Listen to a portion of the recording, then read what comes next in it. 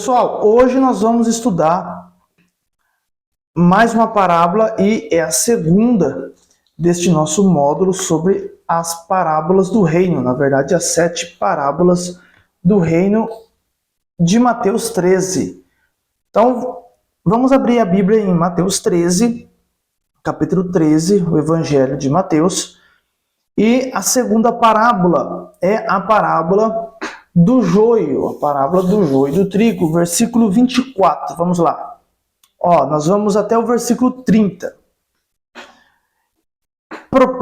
Propôs-lhe outra parábola, dizendo: o reino dos céus é semelhante ao homem que semeia a boa semente no seu campo. Mas dormindo os homens, veio o seu inimigo e semeou o joio no meio do trigo e retirou-se. E quando a erva cresceu e frutificou, apareceu também o joio. E os servos do pai de família, indo ter com ele, disseram-lhe: Senhor, não semeaste tu no teu campo boa semente? Por que tem então o joio? E ele lhes disse: um inimigo é quem fez isso. E os servos lhe disseram: queres, pois, que vamos arrancá-lo? Ele, porém, lhe disse: não, para que, ao colher o joio, não arranqueis também o trigo com ele. Ao 30. Deixai crescer ambos juntos até a ceifa. Olha isso aqui, até a ceifa. Deixa os dois crescer juntos até o dia da colheita. E por ocasião da ceifa, direi aos ceifeiros: colhei primeiro o joio e atai-o em molhos para queimar, mas o trigo ajuntai no meu celeiro. Vocês vão se surpreender com essa palavra do joio e do trigo aqui, essa segunda parábola, porque muitos ensinam da mesma maneira, com a mesma linha de raciocínio, mas esta parábola ela vai nos revelar muitas coisas, tá? Que do qual talvez você nunca soube, talvez você nunca entendeu, de uma palavra reveladora. É essa a minha intenção aqui, tá? Então vamos lá. As parábolas do reino, contadas por Jesus em seu ministério terreno, elas são histórias ilustrativas. Anote isso daí também. São histórias ilustrativas que ele nos contou, que o próprio Jesus nos contou para falar o quê? O reino, acerca do reino, tá? Então, as pessoas que vão entrar no reino, como conquistar esse reino. Então, Jesus sempre ele falava através do quê? De parábolas. Parábolas essas aqui de Mateus 13, chamadas de parábolas do reino, tá? Então, você vai perceber, a partir de agora, que nesse momento, em cada uma dessas 6 parábolas restantes, né? Porque a gente falou na aula anterior a parábola do semeador, então agora falta 6, né? Então essas 6 parábolas restantes, Jesus, ele vai dizer o quê? O reino de Deus é semelhante a... Guarda essa frase. O reino de Deus é semelhante a, tá? Ou, para que você possa entender, a história que Cristo vai nos contar, ela vai ilustrar o que é o reino de Deus. Por isso que ele fala, o reino de Deus é semelhante a. Ou seja, está querendo nos passar o quê? Uma história que vai ilustrar o que é o reino de Deus. Lembrando sempre isso, eu sempre vou enfatizar isso, lembrando que as parábolas do reino, elas nos confrontam, tá? Elas nos confrontam e também nos chama para um compromisso com o Senhor. Anota essas duas palavras aí, na sua Bíblia, no seu caderno, que as parábolas do reino, ela nos confronta e nos chama para um compromisso com o Senhor Jesus, tá? Guarda isso daí. Então nós vemos na primeira parábola que o semeador, ele o quê? Ele saiu para semear. Nós vemos aqui que o semeador, ele saiu para semear. E nessa segunda parábola, nós vamos ver Jesus falando do campo. Olha como que liga uma parábola com a outra. Nós vamos ver então Jesus falando do campo que foi semeado. Tá? O campo que foi semeado. Então, nós vamos ter que usar a primeira parábola do semeador para que nós possamos entender a segunda parábola, que é essa do joio e do trigo. Nós temos que ligar uma parábola com a outra, tá bom? E nós temos aprendido que o semeador são todos aqueles que pregam a semente do evangelho do reino. Nós vimos também na aula anterior, tá? Se você não viu, volta lá e assiste a primeira parábola, do qual é essa sequência. Você tem que começar da primeira e ir até a última, tá? Não vai pulando etapa não, senão você vai ter dificuldade, porque uma parábola vai estar sempre ligada com a outra, tá? Então vamos lá, a semente, o que é? É o evangelho do reino. E o que é o campo? É o nosso coração. Eu vou estar sempre refrescando a memória de você a respeito de focos das aulas anteriores, para que eu possa ensinar as próximas parábolas, porque é o que eu falei aqui anteriormente. Uma vai estar ligando com a outra, tá? Porque assim você vai conseguir compreender, absorver melhor. Tá bom? Então vamos lá, o evangelho, a semente é o evangelho do reino, o campo é o nosso coração. Então, o primeiro e supremo semeador que já existiu foi quem? Jesus. Por que Jesus? Porque Jesus foi o primeiro a pregar o evangelho do reino. Então, de certa forma, a parábola do semeador, o semeador da parábola, ele vai apontar para quem? Para Cristo. Para Cristo. Nessa segunda parábola, nós temos um campo. Um campo que? Já semeado. Um campo já semeado. E para que eu e você possamos entender, nós vamos ter que o quê? Recorrer. Recorrer para alguns pontos importantíssimos. É aí que eu quero que você preste atenção, anota, que você não possa perder nada. Então vamos lá, ó. O primeiro ponto. Jesus ele fala que o reino dos céus é semelhante. Lembra que eu falei no começo da aula? O reino dos céus, ou o reino de Deus, dependendo da sua versão bíblica, o reino de Deus ou o reino dos céus é semelhante a. Então esse é o primeiro ponto. Jesus ele fala que o reino dos céus é semelhante. Então muitos estudiosos, muitos teólogos, muitos ensinadores da palavra dizem que o trigo são os crentes e o joio são quem? Os ímpios. A gente sempre ouve ensinamentos nessa linha de raciocínio, nessa linha de ensinamento, de que o trigo são os crentes e o joio são os ímpios. Por quê? Porque Jesus vai nos dizer nessa parábola que o campo é o mundo. Mas essa interpretação não está correta, por incrível que pareça. Ô louco, Danilo, mas eu sempre ouvi assim. Você sempre ouviu assim, mas a palavra de Deus ela é o quê? Ela é progressiva e muitas das vezes aquilo que nós ouvimos nem sempre é 100% certo. Tá? Então essa visão ou essa interpretação ela não está correta. Por quê? Porque Jesus nunca fala do reino para os ímpios. Ó a chave aí para você pegar.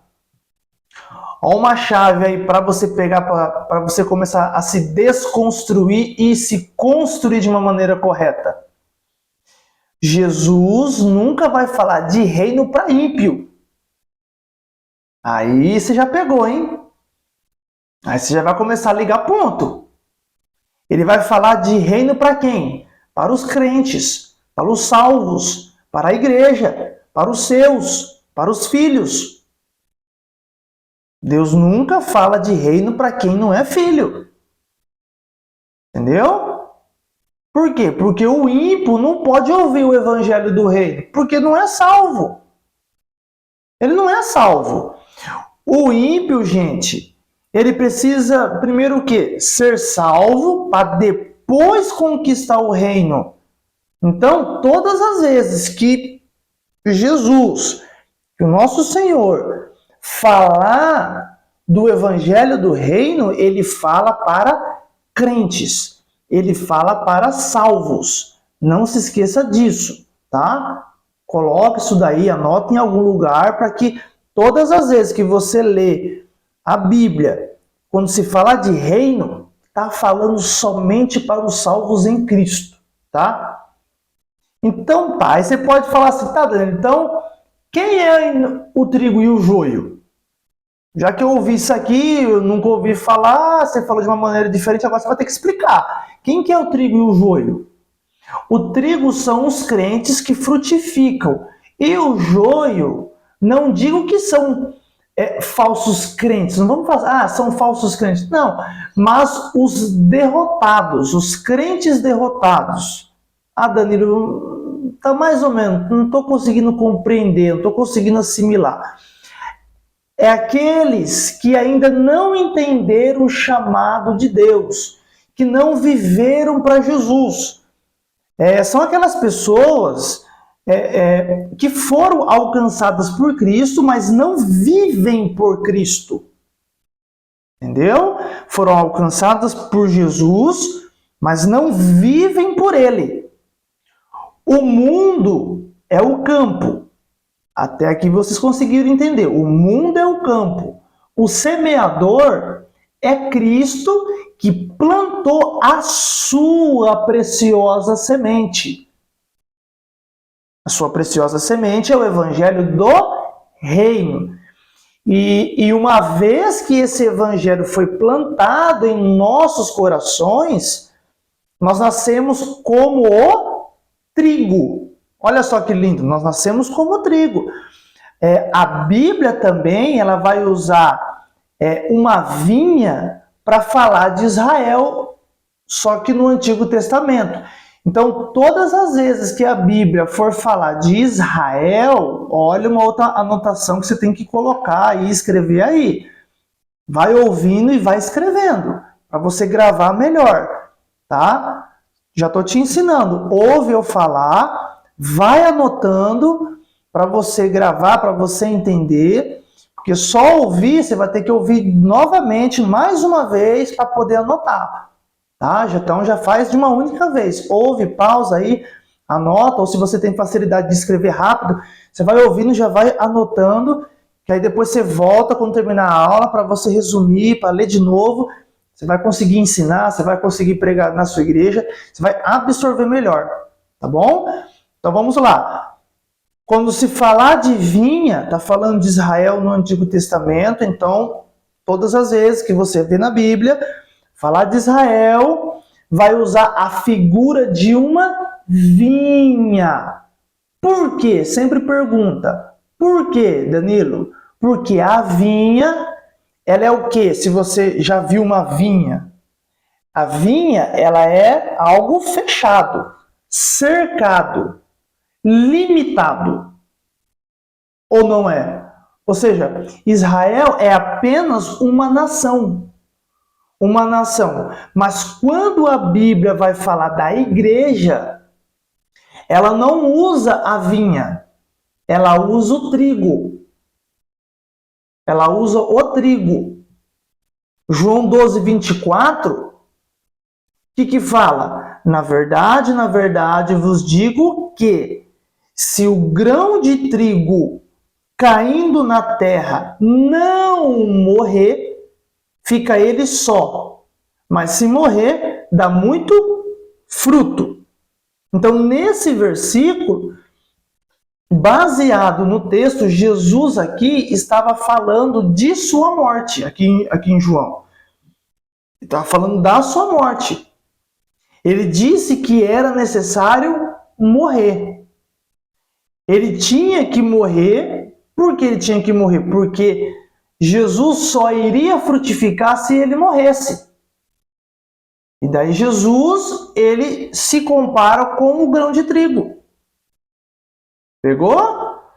E uma das informações que temos que entender, nós temos que entender, é que a semente, antes de produzir, quando plantada na terra, primeiramente, ela tem o quê? Que morrer. Plantou uma semente na terra, tem que morrer. Ou seja, assim é Cristo. Olha só, como que usa as figuras para exemplificar algo, para trazer uma mensagem por trás. Olha como que um símbolo, olha como que um objeto, olha como que algo tem uma mensagem por trás. Então, se você mudar o símbolo, você muda toda uma mensagem. Você muda todo um sentido de um texto, né? Muda todo o sentido que tem, todo um significado. Você vai acabar mudando tudo. Então, tudo que tem na Bíblia de símbolo, imagem, até nos nossos dias, tudo tem uma mensagem por trás. Então, se plantou uma semente, tem que morrer. E Jesus vai usar isso. Que o grão de trigo ele tem que morrer para que possa frutificar. Cristo é a mesma coisa. Cristo tem que morrer para frutificar. Tá? Então, nós também, como igreja de Cristo, temos o quê? Que fazer igual a Cristo. Nós temos que morrer para frutificar. Frutificar. Então, quem está semeando é Jesus Cristo. Guarda isso. Quem está semeando é Jesus Cristo. Mateus 13, 24. Propôs-lhe outra parábola, dizendo: o reino dos céus é semelhante ao homem que semeia boa semente no seu campo. A boa semente nós sabemos que é o evangelho. O campo é o mundo. Porque Jesus ele mesmo nos disse que viveríamos no mundo e nesse mundo. Ele plantou a sua preciosa semente. E o resultado, somos nós.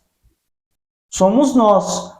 João 17, 15 e 16. Anota aí. Não peço que os tires do mundo, mas que os livres do mal. Não são do mundo, como eu do mundo não sou. Só que há um problema. O que deveria cuidar da plantação? Vai haver um problema. É o que deveria cuidar da plantação. Olha aqui, o versículo 25. Mas dormindo os homens, veio o seu inimigo, semeou o joio no meio do trigo e retirou. Então, Jesus veio e plantou uma linda lavoura, mas quem deveria cuidar dessa lavoura? Quem que deveria estar vigiando? Quem que deveria estar observando essa lavoura que Jesus plantou a semente? Isso daqui vai falar, é sério agora, anota.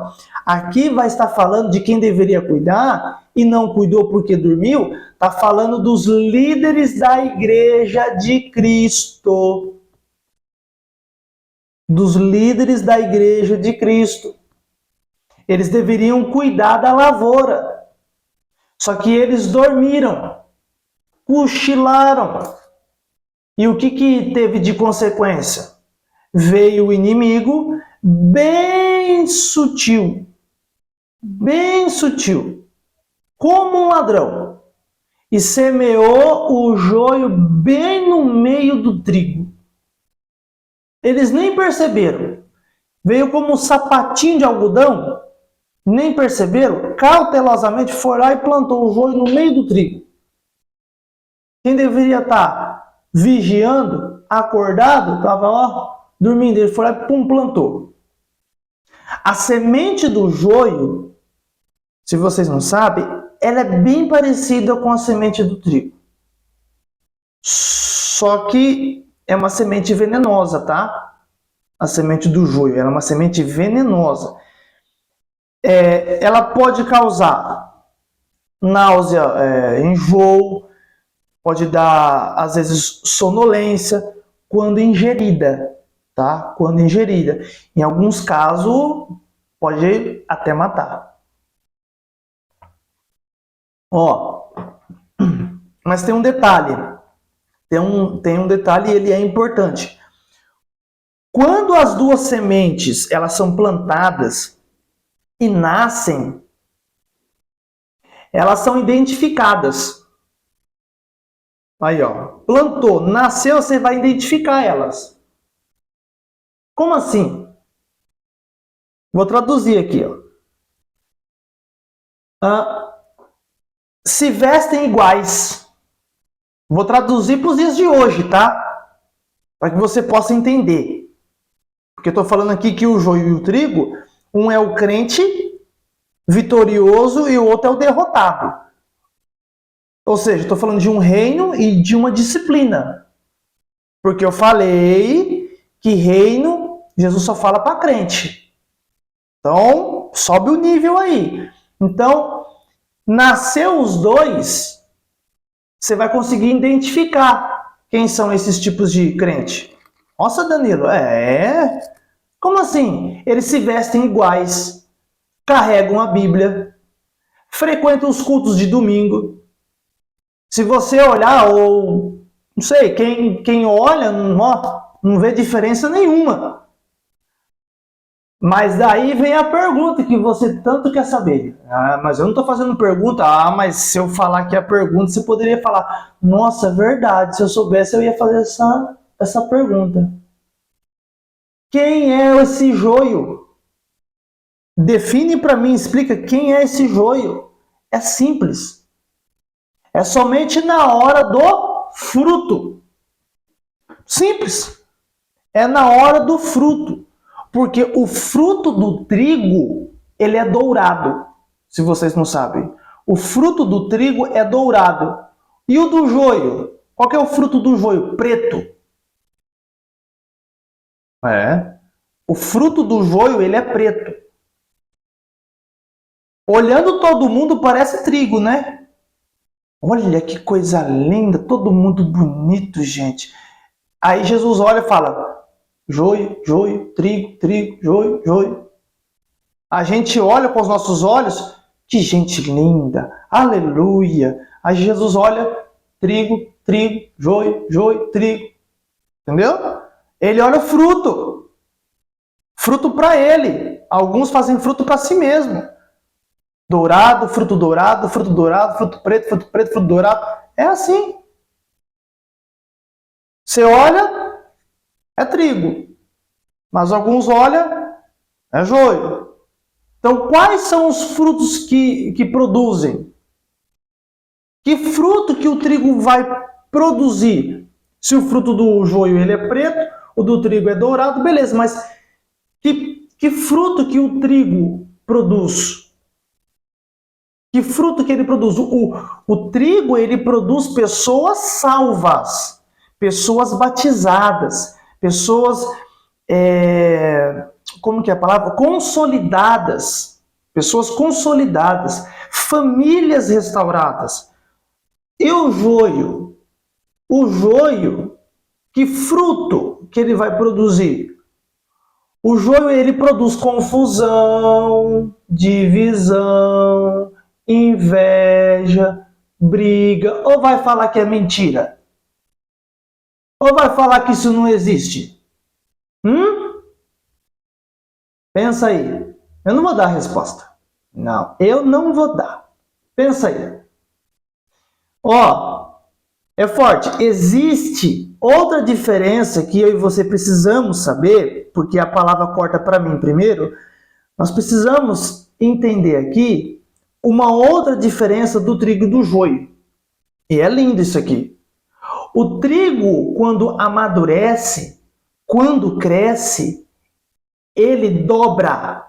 Ó, ele dobra, ele se encurva, o trigo. Ou seja, enquanto ele está verde, ele fica em pé. Assim, ó, ele fica em pé. Mas quando o fruto amadurece, ele se encurva, né? Ele se dobra. Danilo, e o joio? Bom, ele não se dobra de forma alguma. Mas de forma alguma ele se dobra. Não vou me encurvar. E o que significa quando o joio ele não quer se dobrar, ele não quer se encurvar? Submissão. Então, e o que ficar em pé do joio? Aquele que fica em pé, que é o joio, comparado com um trigo que se curva. E esse joio que não quer se submeter, não quer se encurvar? O que está significando? Rebeldia. Ô louco, Danilo, nossa, eu nunca soube disso. Por isso que você está aprendendo. Melhor você aprender agora. É rebeldia, não quer se submeter, não quer se encurvar. Ou seja, eu vivo a minha vida, ninguém manda em minha vida e vivo da maneira que eu acho bem, do meu jeito. É joio. É joio. O trigo que para ele querer produzir o trigo, ele vai ter que o quê? Que se dobrar. Ele vai ter que se encurvar para ele poder produzir. Isso daí é sinal de submissão. O trigo, quando se dobra, fala de alguém que está acreditando e confiando sua vida às mãos de alguém que acredita ser enviado de Deus. Ou seja, eu não faço o que quero. Eu não sou dono do meu nariz, do meu próprio nariz. Eu não sou dono. É muito ao contrário. Eu compartilho minha vida com os meus irmãos. E além disso, além de eu compartilhar minha vida, eu submeto a minha vida por aqueles a quem Deus tem levantado. E acima de mim, porque eu quero ser trigo. Vocês entenderam? Ao 26, versículo 26 de Mateus 13. E quando a erva cresceu e frutificou, apareceu também um joio. Então, essa é a hora que tem que dar o fruto. Que vai mostrar a diferença. A diferença entre o joio e o trigo, entre o crente bom e o crente derrotado, só aparece na hora do fruto. Por isso que Jesus ele vai falar que ele conhece a árvore pelo fruto. É o fruto que ela vai produzir. Se é um fruto dele ou se é um fruto seu. É na hora do fruto. Ele vai conhecer a árvore dele. Porque a árvore já é dele, ele só quer saber o fruto. Que fruto que você está produzindo? Deixa eu ver. Deixa eu ver se você realmente está fazendo o fruto, está produzindo o fruto da maneira correta. Que fruto que você está produzindo? Você está produzindo fruto comigo ou fruto para mim? Tem uma diferença. Fruto com Cristo e fruto para Cristo. Fruto com Cristo você faz com Ele. Fruto para Cristo você faz sem Ele. Você faz longe dele, Marta e Maria. É igualzinho, gente. Gente, uma parábola liga com outras passagens bíblicas. Porque nós estamos falando de reino.